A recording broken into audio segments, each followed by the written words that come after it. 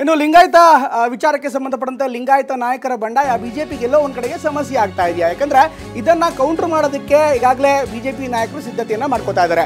ಅತ್ತ ಕಾಂಗ್ರೆಸ್ ಪಕ್ಷ ಅಥವಾ ಕಾಂಗ್ರೆಸ್ ನಾಯಕರು ನಿರಂತರವಾಗಿ ಬಿಜೆಪಿ ಮೇಲೆ ಮುಗಿಬೀಳ್ತಾ ಇದ್ದಾರೆ, ಬಿಜೆಪಿ ವಿರುದ್ಧ ವಾಗ್ದಾಳಿಯನ್ನ ಮಾಡ್ತಾ ಇದ್ದಾರೆ. ಯಾಕಂದ್ರೆ ಈಗಾಗಲೇ ಸತತವಾಗಿ ಬಿಜೆಪಿಯಿಂದ ನಾಯಕರು ಹೊರಹೋಗ್ತಾ ಇರುವಂತಹ ಹಿನ್ನೆಲೆಯಲ್ಲಿ ಬಿಜೆಪಿ ಲಿಂಗಾಯತ ಸಮುದಾಯಕ್ಕೆ ಅನ್ಯಾಯ ಮಾಡ್ತಾ ಇದೆ, ಲಿಂಗಾಯತ ಸಮುದಾಯಕ್ಕೆ ಅನ್ಯಾಯ ಮಾಡಿ ಅನೇಕ ನಾಯಕರನ್ನ ಹೊರಗಡೆ ಕಳಿಸ್ತಾ ಇದೆ ಅನ್ನುವಂಥ ಮಾತನ್ನ ಪದೇ ಪದೇ ಕಾಂಗ್ರೆಸ್ ನಾಯಕರು ಹೇಳ್ತಾರೆ. ಇದನ್ನ ಕೌಂಟರ್ ಮಾಡೋ ನಿಟ್ಟಿನಲ್ಲಿ ಇವತ್ತು ಬಿಜೆಪಿಯ ಪರಮೋಚ್ಚ ನಾಯಕ BS ಯಡಿಯೂರಪ್ಪನವರ ಮನೆಯಲ್ಲೇ ಕೂಡ ಒಂದು ವಿಶೇಷವಾದಂಥ ಲಿಂಗಾಯತ ಮುಖಂಡರ ಸಭೆಯನ್ನು ಕರೆಯಲಾಗಿದೆ. ಈ ಸಭೆಯಲ್ಲಿ ಖುದ್ದು CM ಬಸವರಾಜ ಬೊಮ್ಮಾಯಿ, CC ಪಾಟೀಲ್ ಸೇರಿದಂತೆ ಇನ್ನಿತರ ಲಿಂಗಾಯತ ನಾಯಕರು ಅವರೆಲ್ಲರೂ ಕೂಡ ಇಲ್ಲಿರ್ತಾರೆ. ಜೊತೆಗೆ ಮುಂದೆ ಏನು ಮಾಡಬೇಕು, ಕಾಂಗ್ರೆಸ್ನ ಈ ನರೇಟಿವ್ಗೆ ಹೇಗೆ ಕೌಂಟರ್ ನರೇಟಿವ್ ಅನ್ನು ಫಿಕ್ಸ್ ಮಾಡಬೇಕು ಅನ್ನೋದ್ರ ಬಗ್ಗೆ ಚರ್ಚೆಯನ್ನ ಮಾಡ್ತಾರೆ. ಇದರ ಜೊತೆಗೆ ಅದರಲ್ಲಿ ಅವರ ಅಜೆಂಡಾವನ್ನ ನೋಡ್ತಾ ಇದ್ದಾರೆ.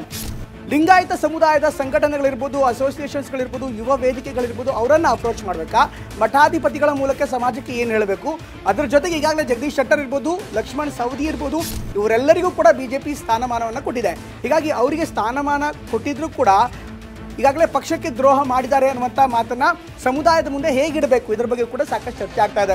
ಒಟ್ಟಲ್ಲಿ ಇವತ್ತಿನ ಸಭೆಯಲ್ಲಿ ಲಿಂಗಾಯತ ಸ್ಟ್ರಾಟಜಿ ವಿಚಾರವಾಗಿ ಅಥವಾ ಲಿಂಗಾಯತ ಬಂಡಾಯ ನಾಯಕರು ಏನಿದ್ದಾರೆ ಅವರನ್ನು ಹೇಗೆ ಕೌಂಟರ್ ಮಾಡಬೇಕು, ಜೊತೆಗೆ ಈಗಾಗಲೇ ಕಾಂಗ್ರೆಸ್ ಸಾಕಷ್ಟು ಮಾತುಗಳನ್ನು ಹೇಳ್ತಾ ಇದೆ, ಸಾಕಷ್ಟು ಕೌಂಟರ್ಗಳನ್ನು ಮಾಡ್ತಾ ಇದೆ, ವಾಗ್ದಾಳಿಯನ್ನು ಮಾಡ್ತಾ ಇದೆ.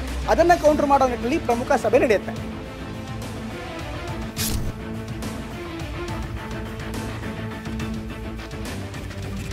ಇನ್ನು ಸಮುದಾಯದಲ್ಲಿ ಈಗಾಗಲೇ ಭಿನ್ನ ಭಾವನೆ ಸೃಷ್ಟಿಯಾಗದಂತೆ ಕ್ರಮ ವಹಿಸೋದಕ್ಕೂ ಕೂಡ ಸಾಕಷ್ಟು ತಯಾರಿಯನ್ನ ಮಾಡ್ಕೊಳ್ತಾ ಇದೆ. ಇವತ್ತಿನ ಸಭೆಯಲ್ಲಿ ಇದೆಲ್ಲವೂ ಕೂಡ ಚರ್ಚೆ ಆಗ್ತಾ ಇದೆ.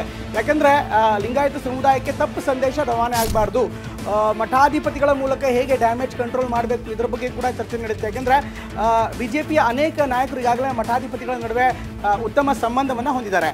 ಅದನ್ನ ಜನರಿಗೆ, ಸಮಾಜಕ್ಕೆ ಹೇಗೆ ತಲುಪಿಸಬೇಕು, ಜಗದೀಶ್ ಶೆಟ್ಟರ್, ಸವದಿ ಸಾಕಷ್ಟು ಸಂದರ್ಭದಲ್ಲಿ ಅಧಿಕಾರವನ್ನು ಅನುಭವಿಸಿದ್ದಾರೆ. ಅವರು ಕೂಡ ಪಕ್ಷದಲ್ಲಿ ಅನೇಕ ಅಧಿಕಾರಗಳನ್ನು ಎಂಜಾಯ್ ಮಾಡಿದ್ದಾರೆ. ಹೀಗಿದ್ದರೂ ಕೂಡ ಅವರು ಮತ್ತೆ ದ್ರೋಹ ಮಾಡಿದ್ದಾರೆ.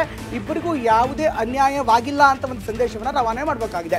ಹೀಗಾಗಿ ಈ ಎಲ್ಲ ಸಂದೇಶಗಳನ್ನು ಹೇಗೆ ಸಮುದಾಯಕ್ಕೆ ತಲುಪಿಸೋದು, ಪ್ರಮುಖವಾಗಿ ಪೊಲಿಟಿಕಲಿ ಚುನಾವಣೆ ಸಂದರ್ಭದಲ್ಲಿ ಹೇಗೆ ಈ ವಿಷಯ ಕೈತಪ್ಪಿ ಹೋಗದಂತೆ ನೋಡ್ಕೋಬೇಕು ಅನ್ನೋದ್ರ ಬಗ್ಗೆ ಕೂಡ ಚರ್ಚೆ ನಡೆತಾ ಇದೆ.